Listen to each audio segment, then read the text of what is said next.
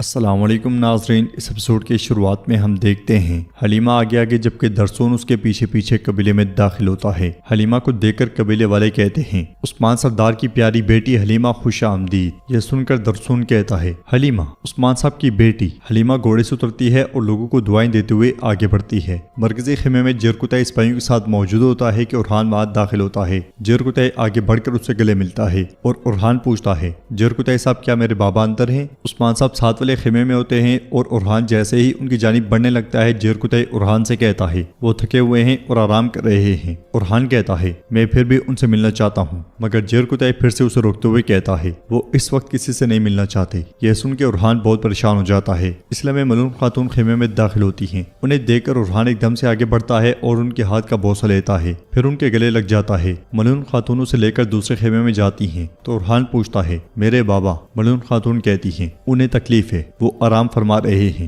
ارحان کہتا ہے جرگے سے پہلے ماں میں جرکتائی کو سمجھتا ہوں، لیکن آپ کو ایسا نہیں کرنا چاہیے۔ ملون خاتون اس سے کہتی ہیں یاد ہے تم سلیمان جتنے چھوٹے بچے تھے؟ پھر اس کے زخم کو دیکھتے ہوئے کہتی ہیں تم نے اپنی اتری ہوئی انگلی کو ٹھیک کیا تھا۔ ارحان کہتا ہے وہ عثمان صاحب کو حکم تھا۔ ملون خاتون کہتی ہیں اس وقت تمہارے بابا کو تم سے زیادہ تکلیف ہوئی تھی، لیکن انہوں نے تمہیں زندگی کا ایک سبق سکھایا تھا۔ بیٹے شکست ایک اتری ہوئی انگلی ہے اور اسے اس کی جگہ پہ لانا تمہاری ذمہ داری۔ ادھر ہم دیکھتے ہیں کہ سرداری خیمے میں تمام لوگ جمع ہو جاتے ہیں۔ اندر عثمان صاحب صدران کے ساتھ کھانے کی میز پر بیٹھ جاتے ہیں اور اللہ کے بابرکت ناموں سے جرگے کا آغاز کرتے ہیں۔ پھر کہتے ہیں میرے صدران، میرے بہادروں، میرے خاندان کے بزرگوں، جس دن سے ہمارے لیے الپرسلان نے ملازگرت سے ان زمینوں کا راستہ ہموار کیا ہے، ہم نے اسے گھر بنانے کے لیے جنگ لڑی ہے، اس دن سے آج تک ہم ہمیشہ آگے بڑھے ہیں، کیونکہ ہم جانتے ہیں جو قومیں محنت نہیں کرتی وہ مٹ جاتی ہیں۔ ارحان سردار، 9 سالوں سے تم بورسا کے ارد گرد طوفان برپا کر رہے ہو۔ بہت سی فتوحات اور کامیابیاں ہوئیں، لیکن اتنے حملوں کے باوجود بورسا فتح نہیں ہوا۔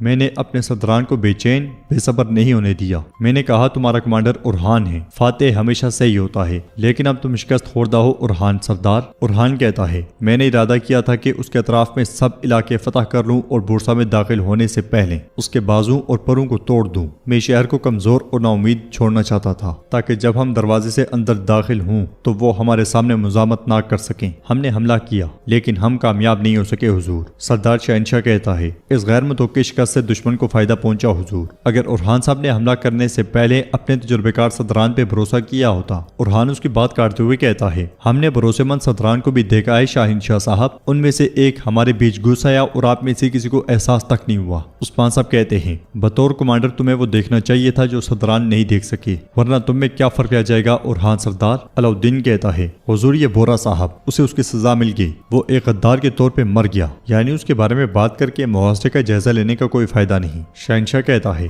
علاؤالدین صاحب ٹھیک کہہ رہے ہیں، ہمیں آگے دیکھنا ہے، لیکن ہمیں اپنی غلطیوں سے سبق لینا چاہیے۔ ارحان کہتا ہے میں نے برہان بے کے ذریعے دروازہ کھلوا کر حملہ کرنا چاہا، ہم نے ان کے بیچ میں ایک جاسوس رکھ کر بہت سے قلعے فتح کیے اور بہت سی بندرگاہیں جلائیں، اس میں کہاں غلطی ہے شاہنشاہ صاحب؟ اس بار ایسا نہیں ہوا، ٹھیک ہے ہمیں شکست ہوئی، لیکن حضور کیا آپ ہمیشہ نہیں کہتے کہ فتح اور شکست بائی بائی ہیں؟ شاہنشاہ سردار کہتا ہے یہ صرف ایک شکست نہیں ہے ارحان صاحب، یہ ایک آفت ہے۔ اوچی کہتا ہے ہم نے بورسا میں اپنے پہلے قدم پر ہی درجنوں جانیں گنوا دی، ہم بورسا کو بطور ایک گھر چاہتے ہیں، قبرستان نہیں۔ تو توران کہتا ہے اوچی صاحب جس چیز سے زمین وطن بنتی ہے وہ قبریں ہیں، کیا نقصان فتح کی قیمت نہیں ہے شاہنشاہ صاحب؟ تو شاہنشاہ کہتا ہے توران صاحب آپ ٹھیک کہہ رہے ہیں، نقصان فتح کی قیمت ہے۔ آپ کا بھائی کہاں شہید ہوا؟ توران کہتا ہے بیلجک قلعے کی فتح کے دوران۔ شاہنشاہ اوچی سے پوچھتا ہے اوچی صاحب آپ نے اپنے 20 سپاہی کہاں کھوئی؟ تو اوچی کہتا ہے کیسٹل قلعے کی فتح کے دوران۔ شاہنشاہ ارحان سے پوچھتا ہے اور آپ ارحان صاحب آپ نے برہان صاحب کو کس فتح میں قربان کیا؟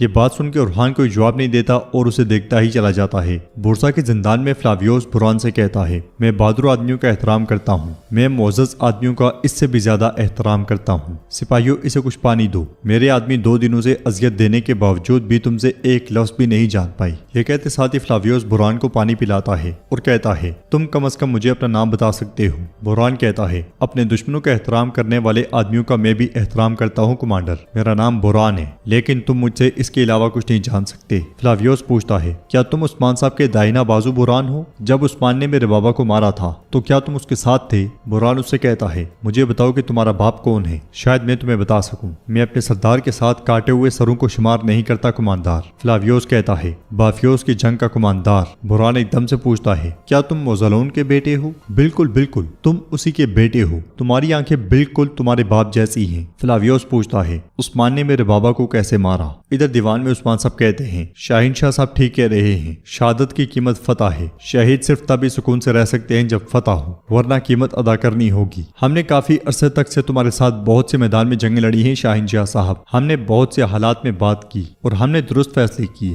ہمیں کبھی شکست نہیں ہوئی۔ جواباً شاہین شاہ کہتا ہے عثمان صاحب آپ کی بدولت۔ عثمان صاحب اسے کہتے ہیں تم سے تمام کا راضی ہیں، تم جب سے ہمارے درمیان شامل ہوئے ہو تمہاری رائے ہمیشہ میرے لیے اہم رہی ہے، بتاؤ تمہارے خیال میں ہمیں کیا کرنا چاہیے؟ شاہین شاہ سردار کہتا ہے برہان صاحب تھک گئے ہیں، جس طرح انہوں نے اب تک اپنی ناقابل تسخیریت سے دشمنوں کو خوفزدہ کیا، اس ناکامی کے ساتھ ان کی حوصلہ افزائی ہوگی، اور اس معاملے میں اس اورکائی کی بھلائی کے لیے اور بورسا کی فوری فتح کے لیے بھی محاصرے کے کمانڈر کو تبدیل کرنا چاہیے۔ ہمیں باقی سردار بھی شاہین شاہ کی بات سے اتفاق کرتے ہوئے دکھائی دیتے ہیں، جبکہ اورہان اور اس کے حمایتی کافی زیادہ پریشان ہو جاتے ہیں۔ بورسا میں ساروس فلاویوس کے پاس آتا ہے اور کہتا ہے سپاہیوں نے مجھے بتایا ہے کہ تم یہاں آئے ہو، کیا ہو رہا ہے فلاویوس؟ تو فلاویوس اس سے کہتا ہے یہ شخص عثمان کا دائنا بازو برہان ہے، جس جنگ میں میرے بابا کو مارا گیا تھا یہ اس میں موجود تھا، چلو برہان بولو۔ تو برہان کہتا ہے برسوں پہلے کی بات ہے، لیکن اس جنگ کو بھولنا ناممکن ہے، مجھے اب بھی یاد ہے تمہارا باپ عزت دار آدمی تھا کماندار، وہ آخری دم تک ہمارے خلاف لڑتا رہا، اس نے ہمت نہیں ہاری، کافی وقت تک جدوجہد کے بعد ہم نے اسے زخمی حالت میں پکڑ لیا۔ پھر فلاویوس ایک دم سے پوچھتا ہے اس کے بعد تم نے اسے کیسے مارا؟ برہان کہتا ہے مجھے یاد نہیں کہ اس کے بعد کیا ہوا، لیکن اگر تم مجھے کچھ کھانا دو میں تمہیں بتا سکتا ہوں کہ آگے کیا ہوا۔ یہ سن کے فلاویوس پہلے مسکراتا ہے اور اس کے بعد برہان پہ ٹوٹ پڑتا ہے۔ اس ساری معلومات کے دوران ساروس کافی پریشان دکھائی دیتا ہے اور کہتا ہے فلاویوس ظاہر ہے کہ یہ زندہ رہنے کے لیے جھوٹ بول رہا ہے، یہ کچھ نہیں بتائے گا، چلو اسے مار ڈالو۔ یہ کہتے ساتھ وہ برہان کو مارنے لگتا ہے، مگر فلاویوس اس کا ہاتھ پکڑ لیتا ہے اور کہتا ہے یہ بتائے گا، اسے اندر لے جاؤ۔ یہ سنتے ساتھ ہی برہان کو سپاہی اندر لے جاتے ہیں۔ قبیلے میں جرکتہ کہتا ہے سرداروں میں آپ سے ایک سوال پوچھوں گا، کیا وہ اورہان صاحب نہیں تھے جس نے اس مبارک شہر بورسا کو گھیرا؟ تو تیمور بوگا کہتا ہے جرکتہ صاحب ٹھیک کہتے ہیں، ندی کو عبور کرتے ہوئے گھوڑے نہیں بدلے جاتے میرے حضور۔ سردار شہنشاہ کہتا ہے میں جرکتہ صاحب کا احترام کرتا ہوں، لیکن قرارگاہ میں وہ نہیں تھے، ہم تھے، ہم نے غلطیاں دیکھی، غلطی سے لوٹ آئیں تو بہتر ہے۔ اورہان کہتا ہے آپ اسے اب بھی غلطی کہہ رہے ہیں شاہین شاہ صاحب؟ عثمان صاحب علاؤالدین سے پوچھتے ہیں کیا تمہیں کماندار میں کوئی غلطی نظر آ رہی ہے؟ تو علاؤالدین کہتا ہے حضور دیکھ رہا ہوں۔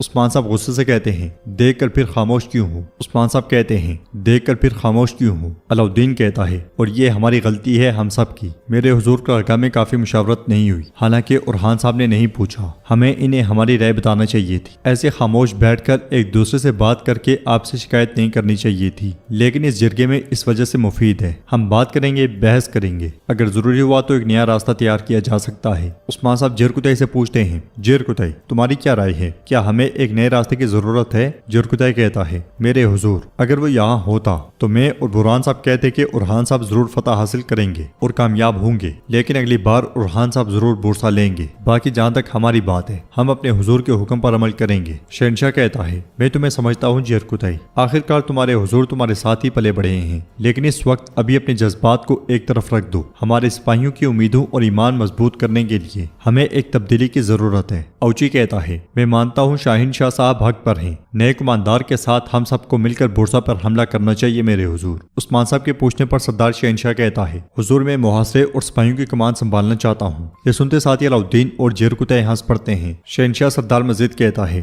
مجھے اجازت دیں ان سرداران کے ساتھ جن سے میں جنگ کے میدان میں برسوں کندھے سے کندھا ملا کے لڑا، ہم بورسا کی دیواروں کو تباہ کر دیں گے۔ توران کہتا ہے اگر عثمان صاحب حکم دیتے ہیں تو اورہان صاحب بھی ایسا ہی کرتے، پھر آپ میں کیا فرق ہے شاہین شاہ صاحب؟ تو سردار شہنشاہ کہتا ہے بازنطین اب کس سے ڈرے گا، ہمیشہ ہر میدان جنگ سے عثمان صاحب کے ساتھ شاندار فتح فتح حاصل کر کے آنے والے شاہین شاہ سے یا جسے انہوں نے شکست دی اور فرار ہو گئے اس اورحان صاحب سے؟ کل اپنی امیدیں کھونے والے سپاہیوں کی حوصلہ افزائی کون کرے گا؟ اورحان صاحب جس نے برہان صاحب کو کافروں کے حوالے کر دیا، یا عثمان صاحب کی حفاظت کے لیے اپنی جان خطرے میں ڈالنے والے شاہین شاہ صاحب؟ ہر کوئی تمہاری عقل اور بصیرت کے بارے میں جانتا ہے علاؤالدین بے، تمہارا بھائی میری بات نہیں سنتا لیکن وہ تمہاری بات سنتا ہے۔ علاؤالدین کہتا ہے ہمارا راستہ عثمان صاحب کا راستہ ہے شاہین شاہ صاحب، صرف وہی ہمیں راستہ دکھا سکتے ہیں، کوئی اور نہیں۔ سب کو سننے کے بعد عثمان صاحب کھڑے ہو جاتے ہیں اور کہتے ہیں سرداران میں نے سب سنا، میں کل اپنا فیصلہ سناؤں گا، جرگہ ختم ہو چکا ہے۔ سب دیکھتے دیکھتے چلے جاتے ہیں اور عثمان صاحب جرکتائی سے کہتے ہیں جرکتائی میں اکیلا رہنا چاہتا ہوں۔ یہ کہتے ساتھ ہی عثمان صاحب آگے بڑھتے ہیں تو اورحان میرے حضور کہتا ہوا ان کے پیچھے جاتا ہے۔ وہ بابا بابا پکارتا ہے مگر عثمان صاحب ہاتھ کے اشارے سے اسے روک دیتے ہیں۔